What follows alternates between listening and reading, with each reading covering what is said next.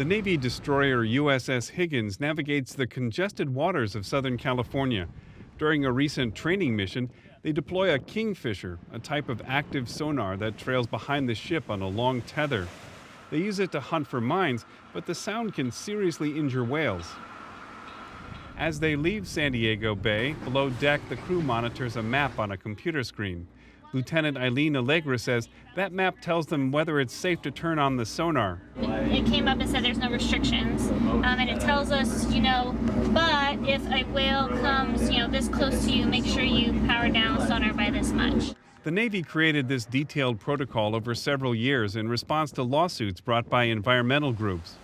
Some of the Navy's most intense training happens in the waters between California and Hawaii. Carrier groups train here before deploying to the Pacific. The Marines practice amphibious landings along the California coast. But these sounds can disrupt marine life.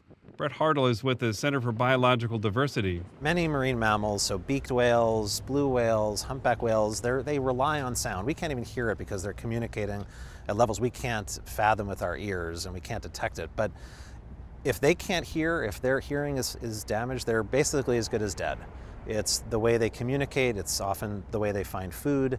A 2015 settlement in a federal lawsuit required the Navy to reduce the use of active sonar. Certain habitat is also off limits to the military during parts of the year, including a blue whale foraging area off the coast of San Diego. But the Navy's proposed plan loosens some of those restrictions. Alex Stone is the Navy's project manager for the new plan. Instead of in the context of litigation, we've looked at everything new, using science, using what is practical for us to implement in terms of mitigation. Stone says the new plan will still take into account sensitive habitat and lays out when and where the Navy can use sonar and detonate explosives. But environmentalists say the plan erases some of the progress they fought for over the years. Brett Hartle with the Center for Biological Diversity. The Navy has made progress in the past. They have restricted some of their activities in the past. Now they're sort of backsliding a little bit, and we're concerned about that because there are reasonable ways of dealing with both military training and protecting marine mammals. Environmentalists want the Navy to limit explosions in sonar in more areas where they know marine mammals congregate at certain times of the year. But that would likely mean fewer exercises close to shore, and the Navy resists moving exercises farther out to sea. At the end of their first day of exercises, the USS Higgins was still close enough to shore that a group of visiting midshipmen from the Naval Academy could still go back to San Diego on board small landing craft. Stone says going farther from shore isn't practical.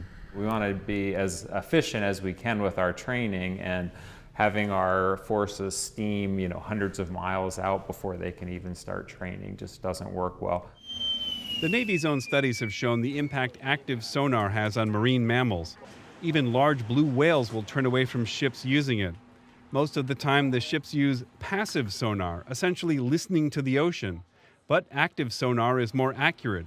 It bounces high-intensity sound off an object. The Navy trains spotters to scan the horizon for marine mammals. They're supposed to shut down exercises if they see a whale breaching nearby. But Hartle says even trained spotters can't see what's under the water.